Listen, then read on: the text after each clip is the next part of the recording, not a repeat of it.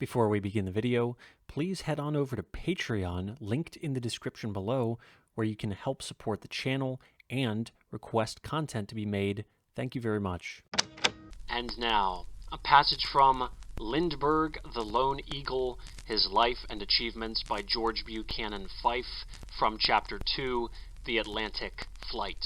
While the feat of Captain Charles A. Lindbergh is imperishably enrolled in the chronicle of the daring ones of the human race, it will be a long, long day before millions on both sides of the Atlantic shall cease to remember, with something akin to the old thrill, the eagerness and anxiety with which they awaited news of the youth and his faithful plane after he had once soared into the air above Roosevelt Field. It was at 7:52 o'clock on that Friday morning, May 20th, 1927, that he took off. Those who watched the start from the field noted with much apprehension that he seemed so long in rising to safe cruising height. There was reasonable misgiving because the Spirit of St. Louis was bearing the heaviest burden an engine of her horsepower had ever before been called upon to bear. In the minutes that followed after the plane disappeared from view, vague reports came that it had been seen here, there, several places. But the first authentic word of Slim and his ship came from East Greenwich, Rhode Island. They passed over that community at 9:05 o'clock. Thence the course lay over Middleborough, Massachusetts, and at 9:40 o'clock the news was flashed to the world that plane and pilot had been sighted at Halifax, Mass. The latter was not a wholly encouraging report because observers said that his plane seemed to be wobbling as if struggling with a great load. It was reported also that his elevation was not more than 150 feet, that he appeared to brush the treetops. To add to the seeming uncertainty of flight, watchers and listeners sent out word that his motor was missing. This, as later information showed, was quite untrue, for never once did the engine miss in all the leagues to Paris.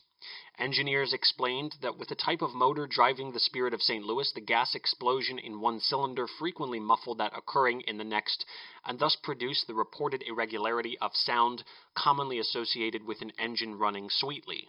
After the word from Halifax, Mass., there was a prolonged interval of complete silence. Not a word of Slim and his ship. As a matter of fact, he was roaring along the New England coast, having taken a seaward course at Scituate, Mass., for his first overwater flight on the 200-mile journey to the coast of Nova Scotia. It was not until he soared over Metighan, Nova Scotia, that the suspense was ended for a time at least. He passed over that city at 12:25 p.m. During the journey from Massachusetts, Slim was out of sight of land for a distance of approximately 300 miles. His motor was throttled down to 3/4 of its capacity and purring like a contented, gigantic cat. Springfield, Nova Scotia was the next community to get a glimpse of the plane. This was at 1:05 o'clock in the afternoon. He was now speeding toward what everyone feared was to be the worst region of his flight, the cold fog which wraps itself with such deadly arms about the Newfoundland regions. Watchers were everywhere posted to seek out the plane in the sky, and at 1:50 o'clock sharp eyes caught Slim over Milford, Nova Scotia, which is 40 miles north of Halifax. Then came another interval until the good folk of Mulgrave sighted him at 3:05 o'clock, passing over that town in the Straits of Canso, winging toward Cape Breton. At 5 o'clock, Slim's ship cleared Manadieu, the easternmost tip of Nova Scotia, at Cape Breton. Now there lay between him and Newfoundland a stretch of 200 miles of grey sea. But the weather was clear, and Slim had driven his plane to a high altitude. The number 211 painted on her wings could be read with strong glasses. Then came the last report of the Darrell youth for that day, Friday. It was word which was flashed from St. John's, Newfoundland, at 7:15 in the evening. He was passing there, headed out over the Atlantic. The flight over St. John's had caused Slim to go a little out of his way, but he did this in order to be sure of the landmark. He flew low enough there to establish beyond any doubt just where he was, because St. John's was the last land he was to see until he reached the Irish coast. Once he dropped so low that he had to rise perceptibly to clear a hilltop. When darkness came down upon the world within an hour after Slim left Newfoundland on the tail of his plane, fog and rain came with it.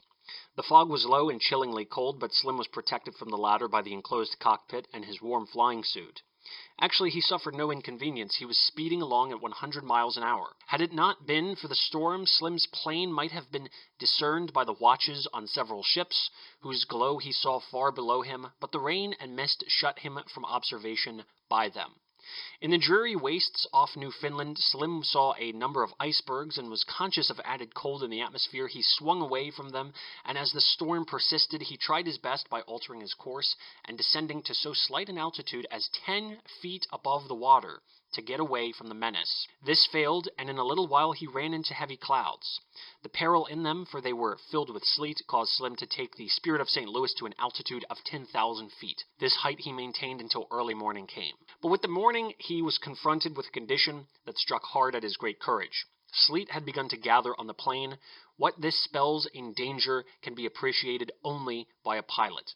It has been the death of more than one. Just for a moment, Slim Lindbergh asked himself in a swift debate with the goddess Chance whether he should keep on or turn back. This moment was the crucial one in Slim's life. He was well on his flight, far from land, perilously far from aid of any kind. What to do? And then in a flash he realized that to turn back would not only mean facing just as great danger, but would be the end of the adventure on which he had set his sturdy heart. No, he would not turn back. It was Paris or nothing, so on he went. As he rushed ahead, he realized that the storm was lessening, that sleet was no longer forming an ominous coating on his plane, and his heart lightened with the coming of the day.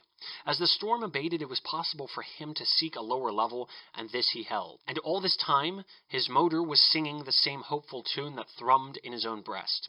So from 7:15 Friday night until 6:30 on Saturday morning, the world awaited news of him. It came at the latter hour, a wireless dispatch which said that Slim and his plane were reported by a vessel as 200 miles off the coast of Ireland. Everybody wanted so much to believe that, but there was marked skepticism as to the veracity of it. Was there, perhaps, some doubt still that Slim would win to Paris?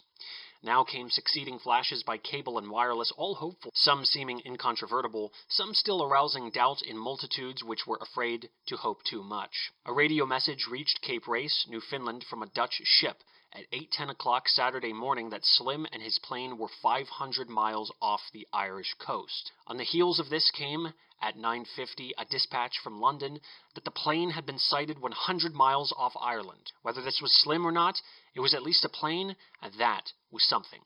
The suspense, which held 2 continents, was relieved measurably at 10 o'clock when the Radio Corporation reported that its Paris office announced the Spirit of St. Louis to be then over Valencia, Ireland. This was almost instantly confirmed by word from Halifax, Nova Scotia, that Lindbergh had passed over Valencia. It was realized by countless watchers that many planes are constantly flying over land, and that one or another might be mistaken for Slim's ship. Also, that the wish to report him safe might well be father to the deed. But it was Slim over Ireland in very truth. He had not been quite certain as he roared onward that Ireland lay directly ahead of him, and such uncertainty as he stated after his safe arrival in Paris caused him to make, veritably, the most unexpected and amusing inquiry ever put to a mariner. Slim had sighted a fleet of fishing craft offshore. If he did not know precisely where he was, they would know where they were. So he decided to ask his way somewhat as one would request a direction from a traffic policeman. To do this, he had to dive down almost upon one of the boats, on which he saw several men. As he came abreast of them, he opened his side window and asked, "Ahoy there! Am I headed for Ireland?" Slim said afterward that not a man on the boat replied. Their eyes were wide open, as were their mouths, but no sound came forth. Perhaps the roar of the plane's motor drowned Slim's voice. Perhaps they may have given him some answer, but at any rate Slim obtained no sailing directions from them. Wherefore all he could do was rise again and wing on as he had been going, and trust to a sense of direction which had never greatly failed him. Thus, while messages were flashing about the world that he had reached Ireland, Slim had already picked up a stretch of rocky shore ahead, and realized from what he had dug out of maps in preparation for the flight, that what he saw was truly Ireland, and almost his goal. He made sure by flying low, then rose again, and soon was swiftly on his way. One fact stands out sharply in Slim's flight, and that is the accuracy with which he hit the Irish coast. He had always intended making for it rather than for Spain or even the southwestern part of France. He does not lay this to his sense of direction because he had many hours of flying in the dark over the Atlantic, but rather to his Earth inductor compass. The basic principle of this device is the relation of the magnetic field of the Earth to the magnetic field which is generated in the plane itself. Its needle is set at 0 for a desired course, and when there is any deflection from this course for any reason whatsoever, the needle swings in the direction of such an error. Correction is made by piloting the plane so that the needle is swung to the other side of 0 for approximately the same time as that of the error. Thus, the plane is brought back to its intended course. Daylight and Earth visibility relieved Slim of much of his problem of getting to Paris, especially as he had good maps of the terrain to be picked up. When he reached Ireland and then England, he flew at a low enough altitude to disclose the identity of his plane. Twilight is long in falling in that latitude in summer, and this was another aid to him.